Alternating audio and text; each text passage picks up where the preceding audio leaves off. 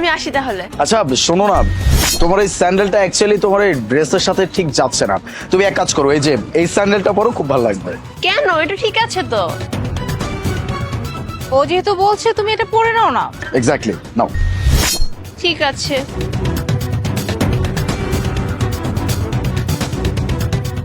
আচ্ছা আসি তাহলে। আলিফ, এসবের মানে কি? আমি তো কিছুই বুঝলাম না। তুমি ওর স্যান্ডেলে রং মাখিয়ে দিলে কেন? কি হচ্ছে এসব? ভাবি, আপনি তো খুব ভালো করে জানেন যে কিছুদিনের মধ্যে আমাদের দুইজনের বিয়ে হতে যাচ্ছে। হ্যাঁ তো জানি, তো তাই বলে তুমি ওর স্যান্ডেলে রং মাখাবে? আচ্ছা, তুমি কি ওকে কোনোভাবে সন্দেহ করতেছো নাকি? এক্স্যাক্টলি, আমি ওকে সন্দেহ করতেছি। আমি বেশ কিছু জায়গা থেকে শুনছি ওর কারো না কারোর সাথে অ্যাফেয়ার চলতেছে। ও প্রতিদিন ফ্রেন্ডের বাড়িতে যাবে, শপিং করতে যাবে, এই সব কিছু বলে অ্যাকচুয়ালি কোথায় যায় এটা আমি দেখতে চাই। এই জন্য এই যে স্প্রে কালার, এইটা দিয়ে ওর স্যান্ডেলে আমি স্প্রে করে দিছি।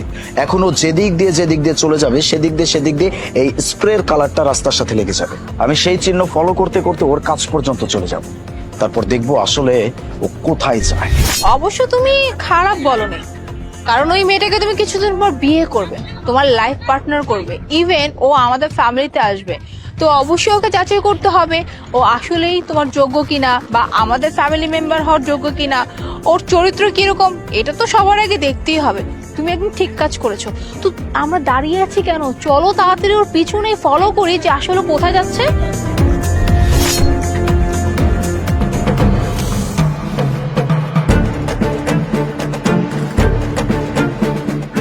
এই যে বাবা বাবা বাবা বাবা, আমার এই নাম্বারে একটু ফোন করে দাও না। ভাবি, তুমি এক কাজ করো, তুমি আগাও, আমি ওনাকে ফোনে কথা বলে আসতেছি। এই নাম্বারটা, এই নাম্বারটা।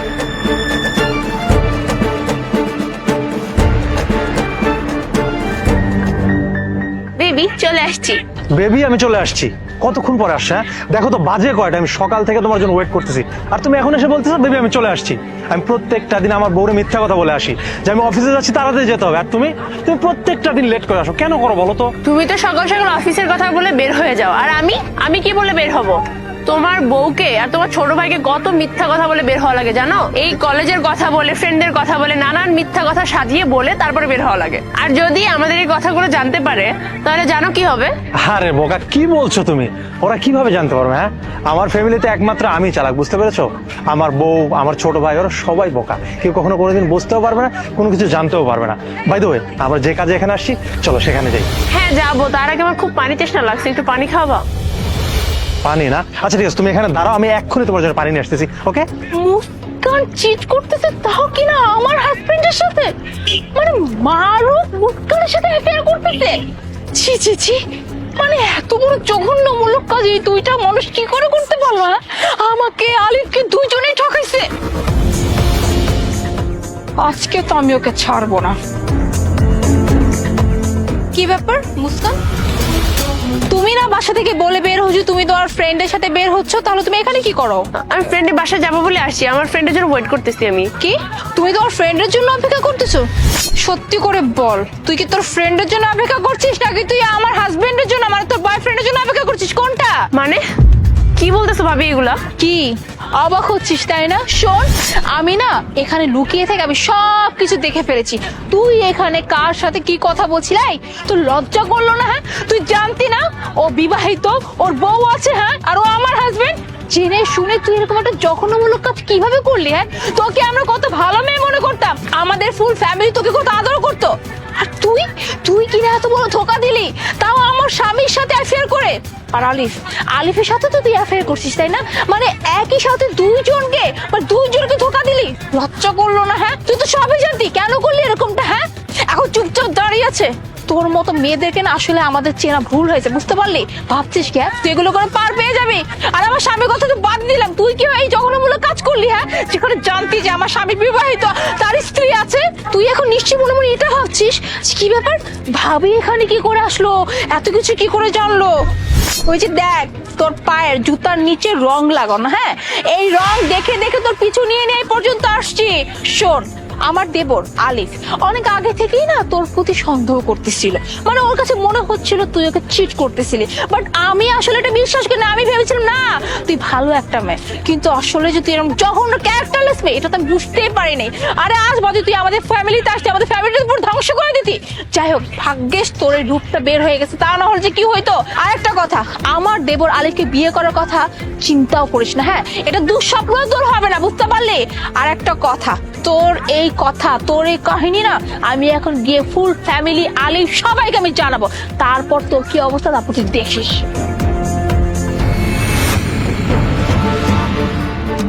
হাবিব, আপনি এখানে চলে আসছেন কেন? চলেন, সামনে চলেন। না, তার কোনো দরকার নেই।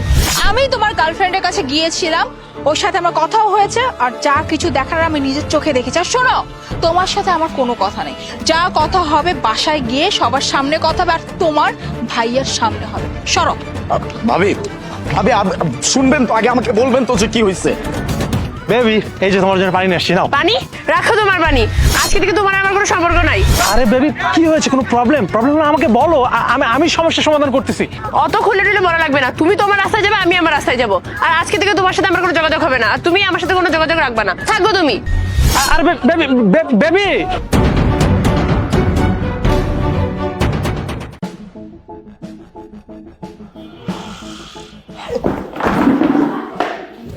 এই ছোট লোকের বাচ্চা, তোকে কি আমি এখানে বেতন দিয়ে রাখি বসে বসে ঘুমানোর জন্য? হ্যাঁ, তুই এখানে বসে বসে ঘুমাচ্ছিলি কেন? ম্যাডাম, রাইতে ঘুম কম হয়েছে তো, এর লেগে চোখটা লাগে গেছিল। কি বললি? চোখ লেগে গেছে তাই না? তোর এই চোখ দুইটা যদি আমি কাঁটা চামচ দিয়ে না তুলে এনেছি না, তখন তুই বুঝবি। কিছুক্ষণ পর আমার ক্লায়েন্ট আসবে, সে যদি এসে দেখে আমার বাসার দারোয়ান এখানে বসে বসে ঘুমাচ্ছে, তাহলে আমার মান সম্মান কোথায় থাকবে? হ্যাঁ, তুই একবার ভেবেছিস সে কথা? আচ্ছা ম্যাডাম, আপনার ক্লায়েন্ট আওয়া পর্যন্ত আমি মনোযোগ দিয়ে ডিউটি করবো, এবারের মতো আমার মাফ করে দেন। ঠিক আছে, গেলাম।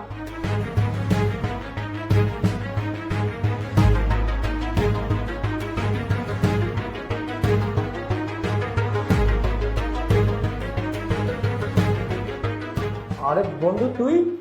স্যার, আপনি ভুল করতেছেন। আরে তুই আমার ছোটবেলার বন্ধু, তুই আমাকে চিনিস নি? আমি রাকিব। স্যার, আপনার কোথাও ভুল হইতেছে স্যার, আমি আপনার বন্ধু না। আশ্চর্য বিষয়, আমার ভুল হবে কেন? আমার স্পষ্ট মনে আছে তুই আমার বন্ধু। আরে তোর মনে নেই ছোটবেলা আমরা কত মজা করলাম, কত খেললাম, একসাথে পড়ালেখা করলাম, আরে মানুষের বাসা থেকে ডাবও চুরি করেছিলাম, তোর মনে নেই? স্যার, আপনার কত বড় অফিসার, আর আমি হলো সামান্য সিকিউরিটি গার্ড, আমার লগে আপনার বন্ধুত্ব চলে স্যার। আচ্ছা আমি বড় অফিসার আর তুই একটা সিকিউরিটি গার্ড, তাই বলে কি আমাদের বন্ধুত্ব হতে পারে না? আরে আমি তো জানি যে তুই আমার বন্ধু। তুই আচ্ছা বলতো একটা কথা, যে তুই ভালো স্টুডেন্ট ছিলি, সিকিউরিটি গার্ডের চাকরি কেন করছিস? ভালো ছাত্র ছিলাম, এটা ঠিক আছে বলুন, কিন্তু হঠাৎ করে বাপে মারা গেল, পড়াশোনাটা কন্টিনিউ করতে পারি না। তারপর ঢাকায় পড়ছি, আয়সা বন্ধু কত জায়গায় চাকরি খুঁজছি, এখানে গেছি ওখানে গেছি, গার্মেন্টসে পর্যন্ত আমি গেছি, কোথাও কোনো চাকরি পাইনি। তারপরে এখানে একটা চাকরি নিলাম, যে কয় টাকা পাই আলহামদুলিল্লাহ সংসার চলে বল। আচ্ছা শোন, এক কাজ কর, তুই এখানে থাক, তোর অফিসে একটা কাজ আছে, ওই কাজটা সেরে আমরা একসাথে লাঞ্চ করবো, ওকে? তা না হয় পরে দেখা যাবে, কিন্তু আমরা দুজন যে বন্ধু, এটা প্লিজ ম্যাডাম রে বলিস না। আশ্চর্য বিষয়, আমি তোর ব্যাপারে কেন বলবো না? আরে তুই আমার বন্ধু ছোটবেলার, আমি বলবো না কেন? আর আমি বুক ফিলয় বলবো যে তুই আমার বন্ধু। আর শুন, এতে লজ্জার কিছু নাই, যেখানে সম্মান থাকার সেখানে থাকবেই, আর যেখানে সম্মান থাকবে না সেখানে আমি নেই। আচ্ছা আমি আর কোনো কথা বলতে চাই না, আমি যেটা বলেছি ওইটাই, ঠিক আছে? তুই এখানে থাক, কাজটা সেরেই কিন্তু আমরা একসাথে লাঞ্চ করবো, ওকে? আচ্ছা ঠিক আছে, ঠিক আছে।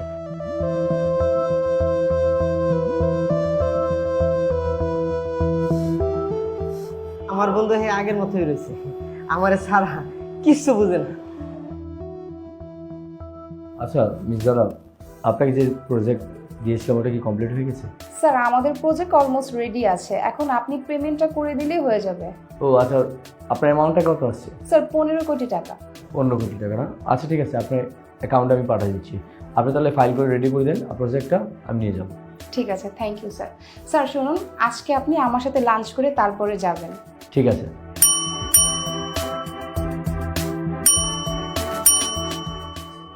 রাসেল, আয় রাসেল, এদিকে আয়।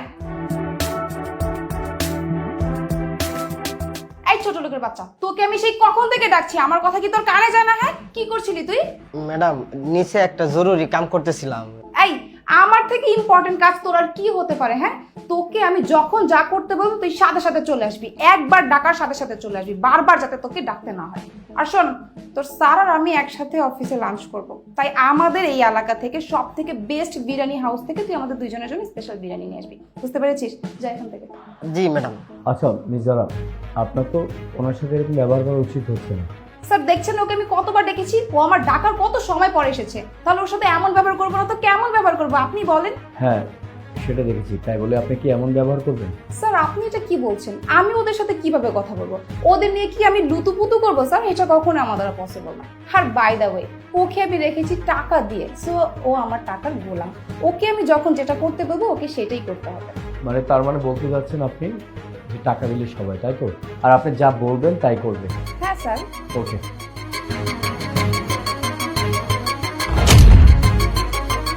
আমার জুতাটা অনেক ময়লা হয়ে গেছে, আপনার জামা দিয়ে পরিষ্কার করে দিন। হোয়াট? স্যার এটা আপনি কি বলছেন? আমি আমার গায়ের ড্রেস খুলে আপনার জুতো পরিষ্কার করে দিব? স্যার আমি যদি আমার ড্রেস খুলে আপনার জুতো পরিষ্কার করে দিই তাহলে আমার মান সম্মান কোথায় থাকবে? কেন? আপনি না বললেন আপনি ওকে টাকা দেন, তো আমিও তো আপনাকে টাকা দিচ্ছি, তাও 15-20 টাকা, করতে সমস্যা কোথায়? কিন্তু স্যার আমি অফিসের একজন এমডি, আর এমডি হয়ে আপনার জুতো পরিষ্কার করবো, বিষয়টা কেমন দেখায় না? আপনি কি ভেবে বলছেন? কেন, মান সম্মানে কি আছে? আমি আপনাকে টাকা দিচ্ছি, তার বিনিময়ে আপনি আমার কাজটা করে ফেলবেন, তাই না? আপনিই তো বলেছেন। আর সম্মান, তাই তো? ও একটা সিকিউরিটি গার্ড হয়েছে, তাকে কি হয়েছে? ওর কি সম্মান নেই? মানলাম সে সবচেয়ে নিম্ন পর্যায়ে কাজ করে, তাই বলে কেউ মানুষ না? ও তো মানুষ, ওরা তো স্বপ্ন আছে। স্বপ্ন দেখা কি ভুল বলেন? ও তো স্বপ্ন দেখতেই পারে, তাই বলে ওর সাথে আপনি এমন ব্যবহার করবেন? আপনি ভালো প্রতিষ্ঠানে আছেন বলে কি যা ইচ্ছে তাই করবেন, তাই তো? আচ্ছা ভেবে নেন আমি আপনার সাথে এই ডিলটা ক্যান্সেল করে দিলাম, তখন কেমন হবে? না না স্যার, আপনি ডিলটা ক্যান্সেল করবেন না, তাহলে আমার প্রজেক্টের কি হবে? আর 15 কোটি টাকার প্রজেক্ট, এটা আমি মিস করতে চাচ্ছি না। আর আপনি যদি ডিলটা ক্যান্সেল করে দেন তাহলে আমি আমার ফ্যামিলি নিয়ে রাস্তায় নেমে যাব। প্লিজ স্যার আপনি ডিলটা ক্যান্সেল করবেন না, আমার ফ্যামিলির জন্য হলেও আপনি ডিলটা অ্যাকসেপ্ট করেন প্লিজ। এখন আমি যদি আপনাকে বলি যে আমি টাকা দিচ্ছি, টাকার বিনিময়ে আপনাকে খারাপ কাজ করতে হবে, যেমন বেড শেয়ার করতে হবে আমার সাথে, তাহলে কি আপনি রাজি হবেন? অবশ্যই রাজি হবেন না, তাই না? তো সেরকম প্রত্যেকটা মানুষের সম্মান থাকে, ও সিকিউরিটি তাই বলে ওর সম্মান নেই এমন কোনো কথা নেই। একটা কথা বলে দিই, আপনি একটা অফিস চালাচ্ছেন, আপনার একটা কোম্পানি, আপনার মাথা থাকার উচিত যে আপনি কী করতে যাচ্ছেন, কার সাথে। প্রতিটা স্টাফ আপনার জন্য ইম্পর্টেন্ট, সে হোক বড় হোক ছোট, কিন্তু স্টাফটা আপনার জন্য ইম্পর্টেন্ট। কারণ আজ আপনি যে পর্যায়ে আছেন একমাত্র স্টাফদের জন্য, শুধু একার জন্য না। প্রত্যেকটা স্টাফ আপনার জন্য কষ্ট করে এই কোম্পানিকে এত বড় করে দাঁড় করিয়েছে। আপনি যদি ওদের সাথে খারাপ ব্যবহার করেন তাহলে ওরা কষ্ট পাবে। আপনার উচিত প্রত্যেকটা স্টাফকে রেসপেক্ট করা, খারাপ ব্যবহার করা না। স্যার তাহলে আমাদের ডিলটা? আমি আপনার ডিলটা ক্যান্সেল করবো না, তবে আমার একটা শর্ত আছে। শর্ত? কি শর্ত স্যার? শর্তটা হচ্ছে আপনি ওর থেকে ক্ষমা চাবেন, আর প্রতিটি স্টাফের সাথে ভালো ব্যবহার করবেন, কখনো খারাপ ব্যবহার করবেন না। Russell I am sorry, please তুই কিছু মনে করিস না। হ্যাঁ স্যার, আমি আপনার কাছে প্রমিস করছি আজকের পর থেকে আমি কখনো নিম্ন শ্রেণীর মানুষদের সাথে আর খারাপ ব্যবহার করবো না। সবাইকে আমি সম্মান দিয়ে কথা বলবো, কারণ আমি ভুলে গিয়েছিলাম, টাকার অহংকার আমার অনেক বেশি ছিল। আমিও মানুষ, তারাও তো মানুষ। স্যার আপনি আমার চোখ খুলে দিয়েছেন, আপনাকে অসংখ্য ধন্যবাদ। ওকে, আপনি ফাইলটা রেডি করুন। রাসেল, আজকে আমি তোর সাথে লাঞ্চ করবো, চল।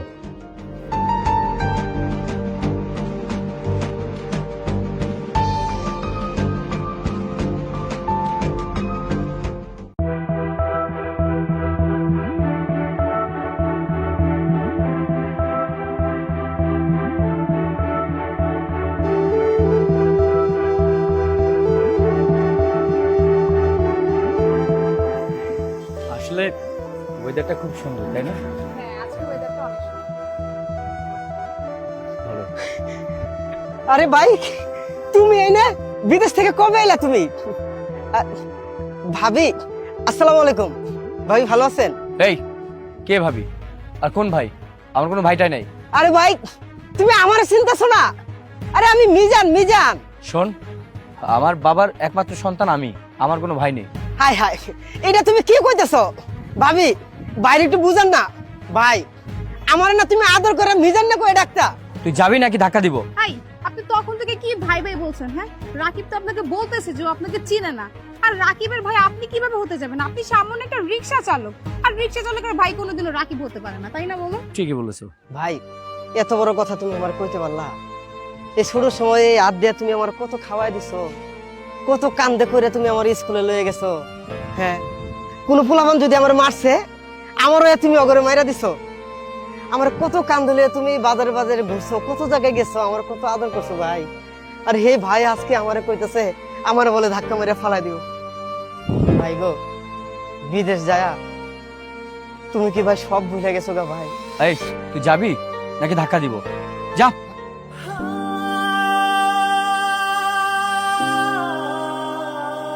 এই চলো, মুডটা নষ্ট করে দিলে।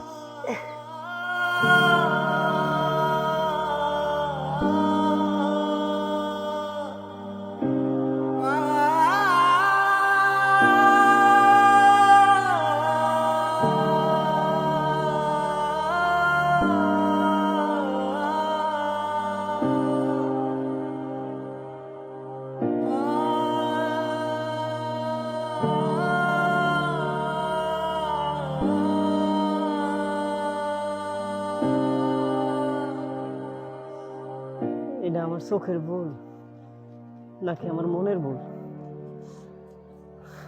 আমার নিজের মায়ের পেটের ভাই আমার লগে এরকম খারাপ ব্যবহার করলো।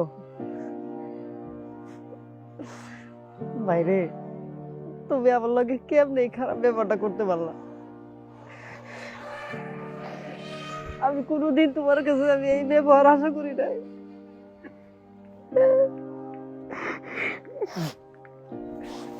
যাক গা, মানুষ বড় লোক হইলে কত কিছু চেঞ্জ হয়।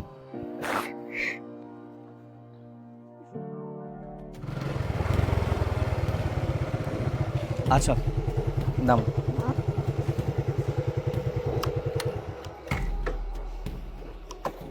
শোনো, এক কাজ করো, তুমি বাসায় যাও, আমি আসছি।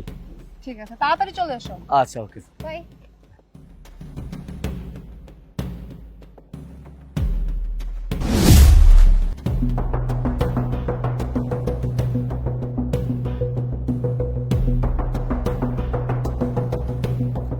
ভাই, ভাই মা কেমন আছে ভাই?